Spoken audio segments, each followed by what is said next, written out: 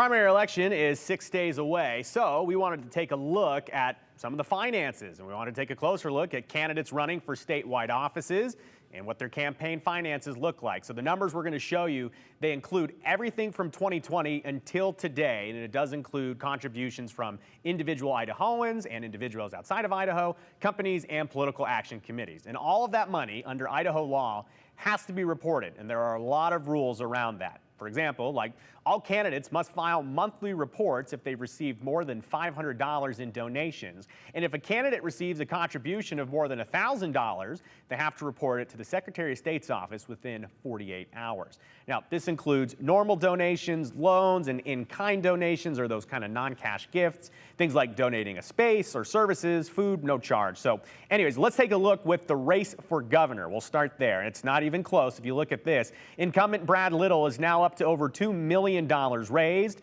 Lieutenant Governor Janice McGeehan is far behind at $710,000.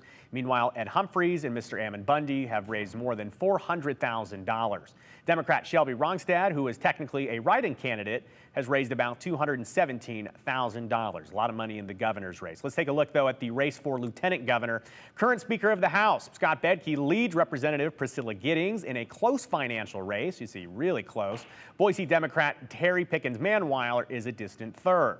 Let's pop over to the race for Idaho Attorney General. Former Congressman Raul Labrador is leading the way with nearly $600,000 raised. Longtime incumbent Lawrence Wasden sits behind him with more than $450,000 raised, and Coeur d'Alene attorney Art McComber, you can see there, he has raised a little more than $135,000.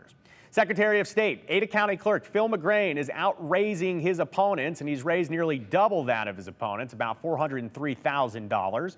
Representative Dorothy Moons raised $226,000, and Senator Mary Souza has raised about $121,000. Finally, that race for state superintendent, there we go, not even close. Debbie Critchfield has raised nearly $320,000. Brandon Durst is in a far second at nearly $68,000. And in third, the incumbent, Sherry Ibarra, raised just over $35,000 there. If we add all the money, plus the money raised by candidates in every other race, over $36 million have been raised so far in this season of Idaho elections.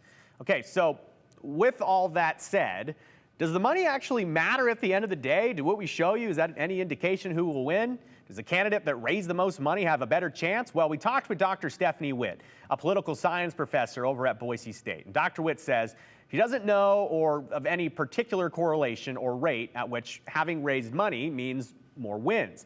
But she does say that by having more money, candidates are able to buy more advertising, which helps get their name out for name recognition.